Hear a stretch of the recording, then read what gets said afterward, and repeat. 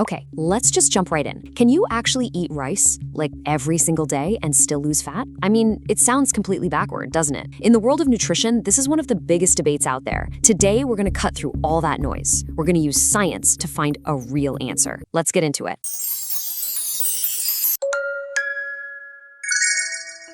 So on one hand, you've got all the low-carb gurus, right? And they're telling you rice is basically just sugar, that it spikes your insulin and just stops fat burning dead in its tracks. But then you look at reality. I mean, come on. You've got the famous Duke University rice diet, where people lost hundreds of pounds, entire lean cultures in Asia that thrive on it, and then you have shredded bodybuilders who literally use it as their #1 fuel source. So what gives? I mean, these two ideas are complete opposites. They can't both be true. Somebody's got to be wrong here. So the big question is, who's lying? This is the central mystery we need to solve. All right, to figure this whole thing out, we're not going to just listen to opinions or, dogma. We're going to use a simple but super powerful tool, the scientific method. Okay, so every good scientific journey starts with a hypothesis, a theory we can test. And ours? It's actually pretty simple. It's not the rice, it's all about the context. So here's the hypothesis in plain English. Rice itself is just, it's a neutral energy source. Whether it helps you lose fat or makes you gain it, that's completely determined by the total calories and the energy density of your whole meal. Now, let's see if the science actually backs this up. All right, time to put this hypothesis to the test. First up,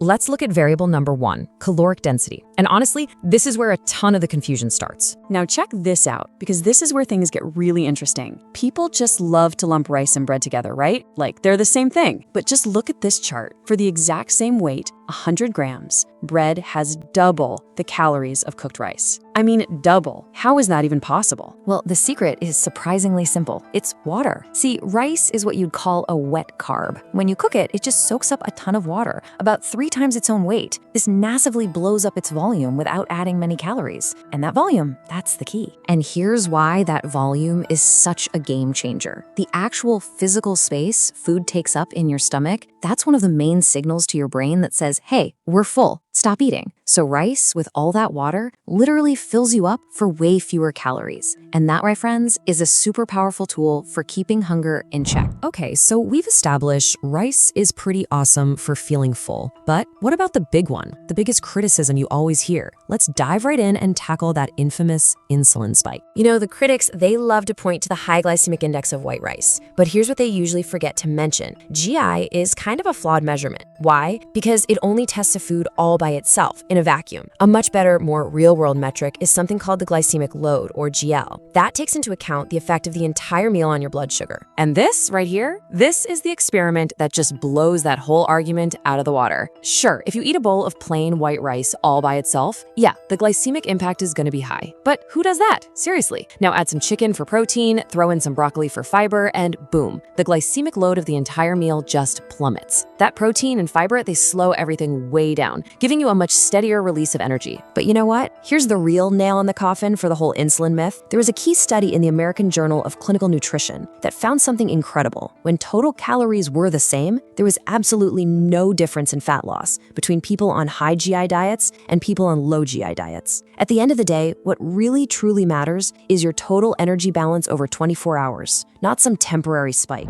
Okay, now for my absolute favorite part. We've shown that rice isn't the bad guy it's made out to be. But what if I told you there's a way to make it even better for fat loss? A way to kind of cheat its biology? And it's so simple. It's just a 3-step process you can literally start using tonight. Step 1, cook your rice just like you always do. Step 2, cool it in the fridge for at least 12 hours. And then step 3, reheat it and enjoy it. That's it. So what's the magic happening in your fridge overnight? It's a scientific process called starch retrogradation. Basically, as the rice cools down, its molecular structure actually changes. Some of that normal digestible starch transforms into something called resistant starch, which your body can't really break down. It ends up acting more like fiber, which means you literally absorb fewer calories from that same bowl of rice. Okay, so we've busted the myths, we've looked at the science, and we've even found a cool hack to make rice even better. So for this final section, let's pull all this together into a simple, actionable framework you can actually use. Here are 3 simple rules to live by. First, watch out for the hidden variables. It's almost never the 130 calories from the rice that's the problem. It's the 300 plus calories from the butter, oil, and sauces you're drowning it in. Second, use the 1-1-2 ratio. It's simple. 1 portion of rice,